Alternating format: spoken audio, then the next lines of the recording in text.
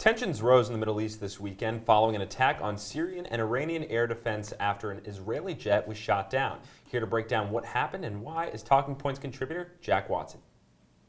Thanks, Josh. This weekend, Israeli forces conducted a series of airstrikes on Iranian and Syrian forces. Airstrikes, which an Israeli brigadier general is calling the biggest since the 1982 Lebanon War. According to Israel, the 12 strikes are coming in retaliation to a Syrian missile downing one of Israel's F-16 fighter jets within Israeli territory. Now, these events took place on Saturday and Sunday, and according to Israel, the fighter jet was on a mission to take out Iranian targets in Syria after an Iranian drone flew into Israeli airspace and was shot down. Syrian and Iranian forces say the drone was on a, quote, routine mission. Syria and Iran continued to deny that the drone entered Israeli airspace, but as we saw with an Israeli army video released on Twitter, the drone apparently entered Israeli airspace and was engaged by an Israeli Apache helicopter. Now, this is exactly where the attacks took place. This is northern Israel, and that's where the jet was shot down, and that's where Israel says the Iranian drone moved into Israeli borders.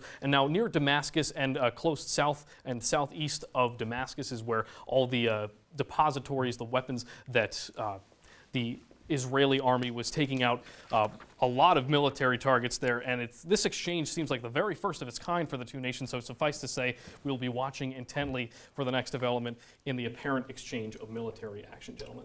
Jack, complex issue, complex region. However, it seems that Israel and Iran are directly engaging in military activity. Is there a precedent for that? Not really. Ever since 1947, when the modern Israel was established, these two haven't really engaged militarily. This sets a first. Now, there was an interesting article in the LA Times where a former Israeli Air Force general said that, quote, this means Israeli jets are exposed and vulnerable within Israeli borders.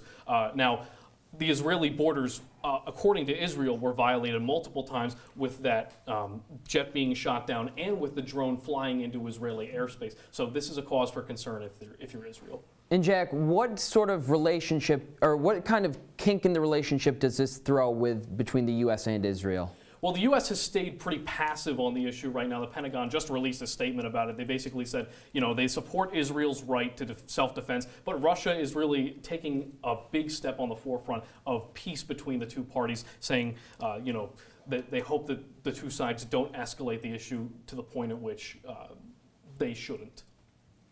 Jack, certainly an issue that we're going to be focusing on and following here as it breaks down. Thanks for being here.